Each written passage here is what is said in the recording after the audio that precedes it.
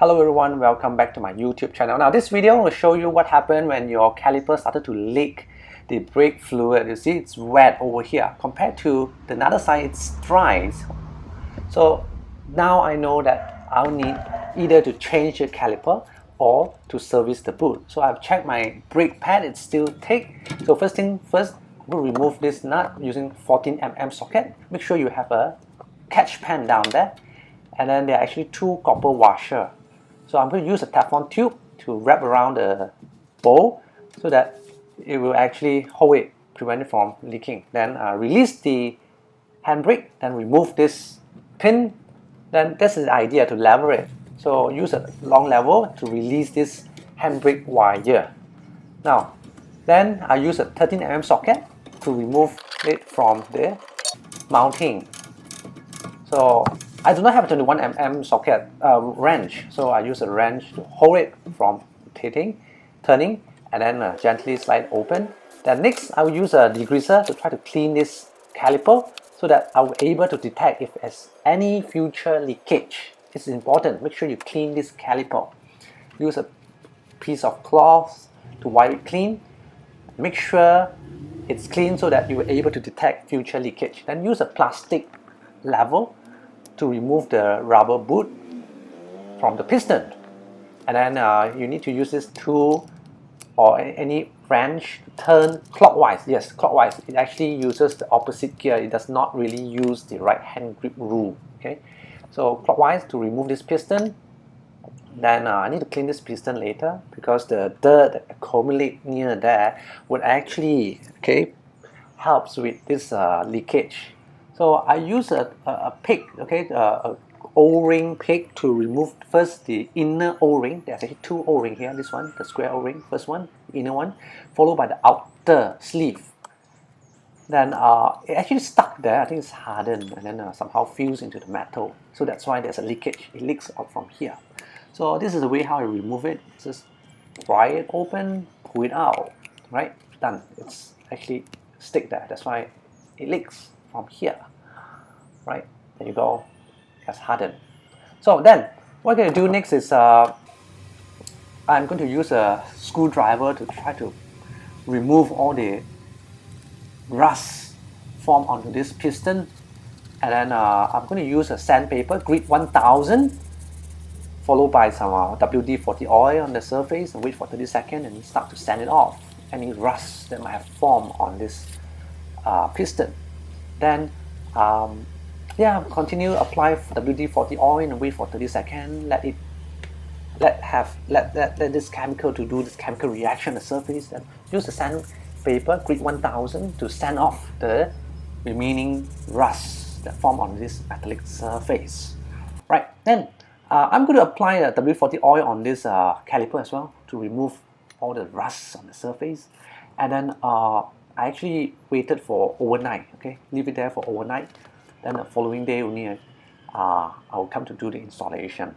Let the sink down there and then use a sandpaper and then some wire brush to clean the surface. So the following day, what I did was I used a new brake fluid, .4, close the hole behind there, use a finger, close it, and then rinse it through.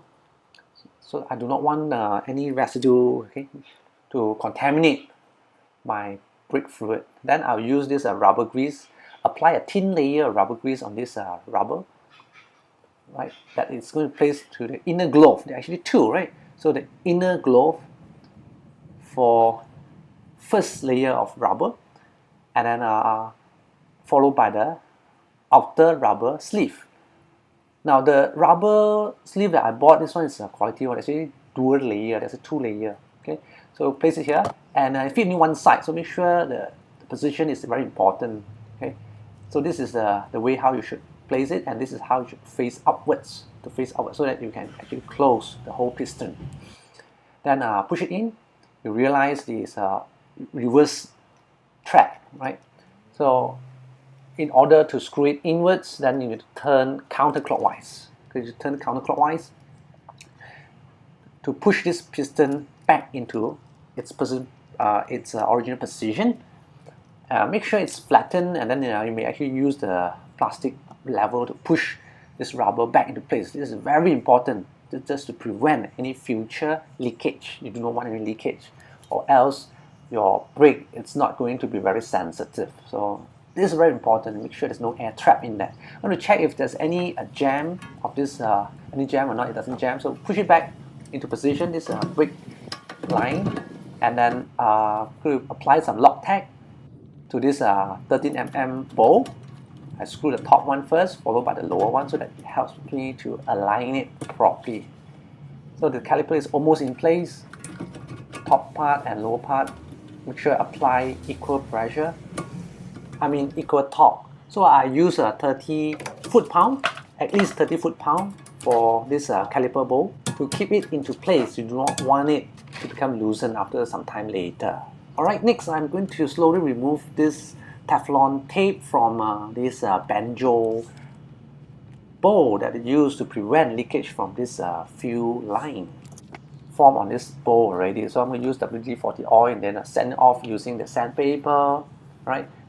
And only I'll install back into position. Meanwhile, please take note, the fluid it's actually leaking, right? So that's the beauty of this bowl. I think the liquid can go through the hole and it comes out the other side. So just remove the rust formed on the surface. Now this is one of the copper washer. If you want to buy, probably you can buy a new one.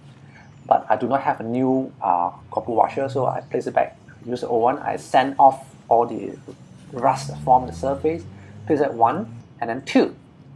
And then this is a 14mm bowl, right? Very special bowl. Don't lose it. And then I hand tighten it into position. And then I'm going to use this 14mm socket again, same for the socket.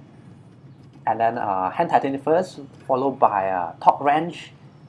Yes, you need to use a level to prevent this line from turning. So I'm going to torque it to 44 foot-pound. Yes. Anything less than 40 pounds will cause a leakage on this washer.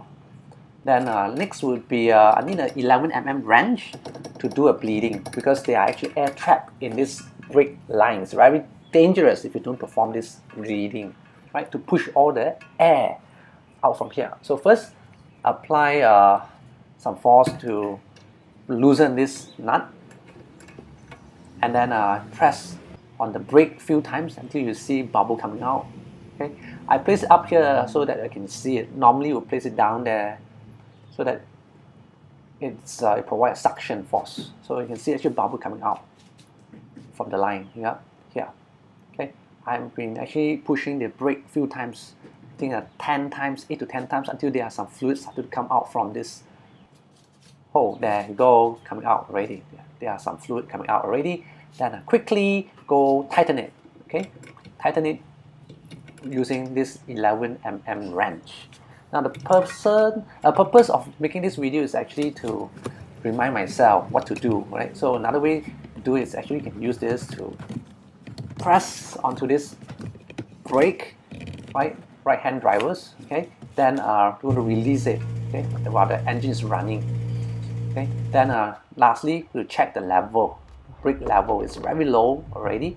Then use a new .4 brake fluid and top it out, and then check for any leakage in the following 3 days.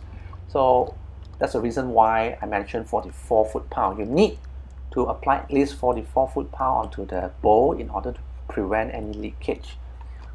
Right? I think that's basically all about it. I hope you like my video. First time watching a video, can subscribe to my channel and press the bell button so that you get notified of my future uploaded video. It's free, and I appreciate a thumbs up.